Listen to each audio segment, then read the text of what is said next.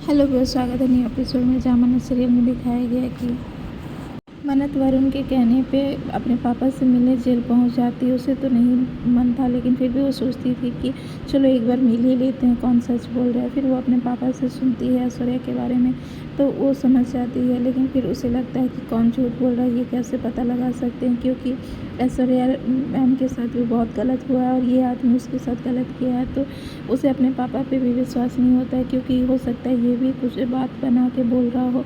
इसलिए मन में वो बहुत कंफ्यूज हो जाती है। फिर वो वहाँ से जाने लगती है। उसका मीटिंग का टाइम ख़त्म हो जाता है, तो उसके पापा बोलते हैं कि तुम्हें अपनी ऐश्वर्या के लिए बात नहीं सुननी है क्या, और भी राज हैं जो मैं तुम्हें बता सकता हूँ। लेकिन यहाँ पे जो मन्नत होती है वो कंफ्यूज हो जाती है। उसे लगता है कि यहाँ पे वो झूठी बातें सुना रहा है, इसलिए वो कहती है कि नहीं, मुझे नहीं सुनना है। और वो फिर वहाँ से चली जाती है और घर भी नहीं जाती है, एक एकांत जगह पे चली जाती है, जहाँ पे उसका जो समुद्र की लहरें होती हैं किनारे, वहाँ पे वो पहुँच जाती है, क्योंकि ये उसका फेवरेट प्लेस होता है। यहीं पे उसकी अपनी माँ ने उसे छोड़ के चली गई थी, इसलिए वो जब भी कभी दुख रहता है या फिर कोई भी मूवमेंट होता है, जब वहाँ अकेला फील करती है तो वहीं पे बैठती है। इधर जो विक्रांत होता है वो घर पे मलिका को पूरी तरह ढूंढ रहा होता है। शालिनी से पूछता है तो वो भी बोलती है कि मुझे नहीं पता, लेकिन वरुण आए थे और पूछ रहे थे उसके बारे में, कहीं वो अपने पापा से मिलने गई होगी। तो विक्रांत कहता है कि नहीं, ऐसा नहीं हो सकता है कि वो उस आदमी से मिलने जाएगी जो उसकी मम्मी का विक्टिम है, इसलिए वो वहाँ विक्रांत कहता है कि मुझे नहीं लगता कि वो मिलने गई होगी, अच्छा मैं ढूंढ लेता हूँ। और वो फिर ढूंढने के लिए निकल जाता है। और इधर जो मन्नत होती है वो उसके दिमाग में सभी बातें घूम रही होती है कि किस तरह उसे उसके पापा ने बचाया है, किस तरह से उसकी श्रुति माँ ने उसे बचपन में बताया था कि जो ऐश्वर्या है वो तुम्हें छोड़ के चली गई थी, मैंने तुम्हें पाला है, मैं तुम्हारी असली माँ नहीं हूँ। फिर वो अपने पापा के बारे में याद करती है कि कैसे उन्होंने उसे जान से बचाया है। और यहाँ पे जो उसकी माँ है ऐश्वर्या, वो भी उसे गुंडों से बचाती है। तो सारी बातें उसके दिमाग में घूमती रहती है कि सब अपनी जगह पे सही है, तो फिर गलत कौन है। आखिर क्यों मेरे मम्मी पापा मुझे मिलने के बाद भी खुशी नहीं दे पा रहे हैं, मैं खुश क्यों नहीं है। मुझे अपने जन्म से जुड़े सभी राज मुझे जानने पड़ेंगे, किसकी बात सच हो सकती है, ये मुझे पता लगाना होगा। और जब तक मैं पता नहीं लगा लेती, मैं शांत नहीं बैठूँगी, क्योंकि ऐश्वर्या जो चाल खेलती हैं वो सब जानती है कि किस तरह से उसने श्रुति माँ को तंग किया है, और उसकी जान बचाने के लिए उसने बहुत सारे दांव खेले हैं। इसलिए यहाँ पे मन्नत बहुत परेशान रहती है कि आखिर कौन सच बोल रहा है, मैं कैसे पता लगाऊँ, हे भगवान।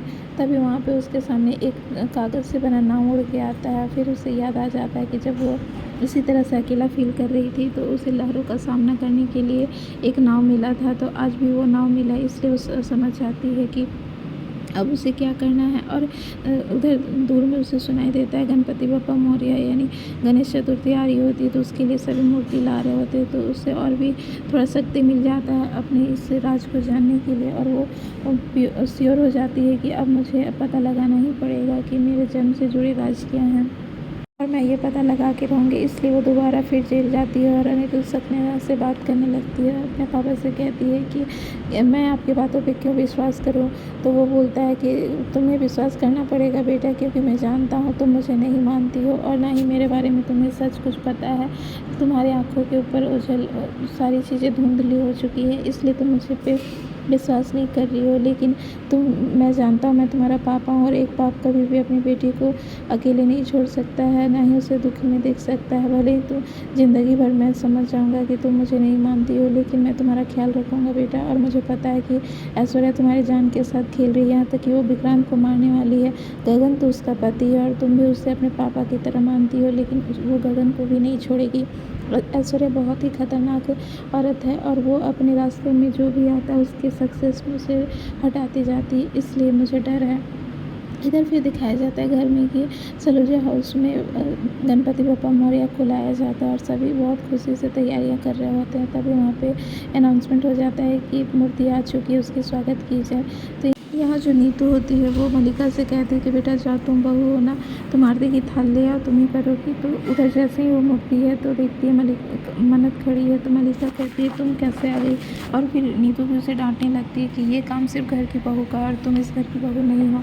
तो यहाँ पे फिर से टेंशन क्रिएट हो जाता है, जिससे विक्रांत कहता है कि लेकिन मैं मलिका को तलाक देने वाला हूँ, जिससे फिर सब चुप हो जाते हैं। और यहाँ पे फिर विक्रांत के पापा जो होते हैं रोनित, वो भी कह देते हैं बेटा और यहाँ लेट हो रहा है, तुम ही स्वागत कर दो। इसके बाद वो थाली लाती है और फिर सबको टीका लगाती है, पैर में पानी देती है और फिर गणपति को स्वागत करती है और सब लोग फिर उनकी जयकारे लगाने लगते हैं। यहाँ पे मंदिर मूर्ति जो होती है उसे पकड़ के सभी घुसा ही रहे होते हैं, लेकिन यहाँ पे जो दादी होती है मलिका की और घर वाले श्रुति को छोड़ के सभी को गुस्सा आ रहा होता है कि ये क्यों कर रही है ऐसा।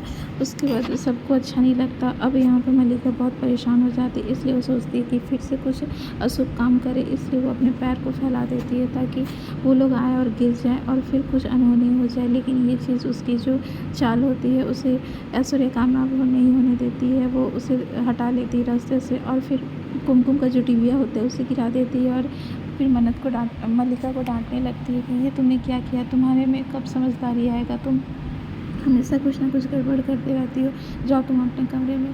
तो यहाँ पे वो मलिका को डांट देती है। अब मलिका को समझ में ही नहीं आता है कि उसकी माँ उसे डांट क्यों रही है, जानबूझ के तो खुद गिराई है और फिर उसे फंसा रही है। वो कमरे में चली जाती है और यहाँ पे मन्नत सब चीज़ गौर कर रही होती है, क्योंकि अब उसके दिमाग में यही चल रहा होता है कि मम्मी सही है या पापा, क्योंकि उन दोनों की बातें समझ में नहीं आ रही होती है। इसलिए वो कहती है कि ऐश्वर्या मैम क्या करने वाली है, मुझे कुछ समझ में नहीं आ रहा है, यहाँ मुझे डांटना चाहिए लेकिन वो तो मलिका को तो वापस डांट रही है।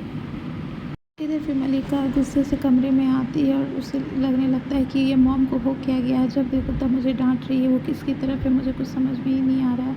तभी वहाँ पे फिर आ जाती है ऐश्वर्या और उसे डांटने लगती है कि ये तुम क्या करने वाली थी।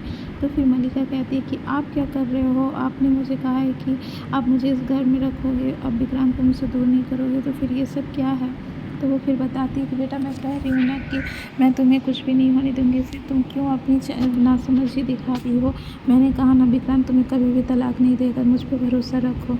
इस घर से अगर कोई जाएगा तो वो है मन्नत, मैं उसे रास्ता से हटाने वाली हूँ, बस तुम चुपचाप शांत बैठो और तुम्हें एक काम करना होगा कि अब तुम बेचारगी जैसा बन के रहो, क्योंकि मन्नत जिस तरह से काम कर रही है उससे सबकी नज़रों में गिराना है। तो समाज भी वैसी लड़कियों को पसंद नहीं करता है जो दूसरी औरत बनना चाहती हैं। और मैं देख रही हूँ कि वो विक्रांत और घर वालों को भी पता है कि वो विक्रांत के आगे पीछे हो रही है, इसलिए अब तुम्हें बेचारगी का नाटक करना है और उसे जितना होना है होने दो, क्योंकि सभी लोग उसे ही बुरा कहेंगे, जिससे कि तुम अच्छी बन जाओगी सबकी नज़रों में और फिर मैं इस मन्नत को तो ऐसे ही हटा दूँगी।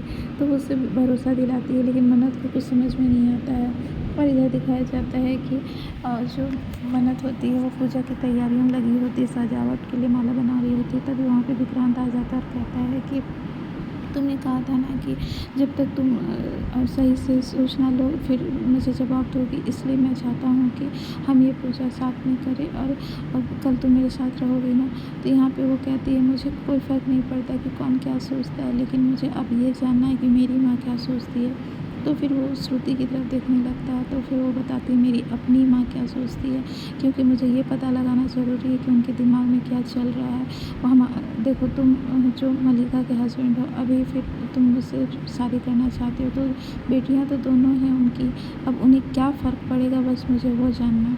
तो फिर विक्रांत कहता है कि अगर उन्होंने कह दिया कि उन्हें कुछ भी फ़र्क नहीं पड़ता है कि मलिका को डाइवोर्स दे रही हो और दे रहा हूँ मैं और तुमसे शादी कर रहा हूँ, तो क्या करोगी। तो फिर जो मन्नत होती है वो कहती है कि मुझे यही तो देखना है कि वो आगे क्या कर रही हैं। अब यहाँ विक्रांत को कुछ समझ में नहीं आता है, तभी उसके पास फ़ोन आता है कि आपका जो डिवोर्स पेपर है वो तैयार हो गया, क्या घर भिजवा सकते हैं। तो फिर वो बोलते हैं कि हाँ, विक्रांत जो होता है वो कहता है हाँ कल ही सुबह भिजवा दो, मुझे अर्जेंट है।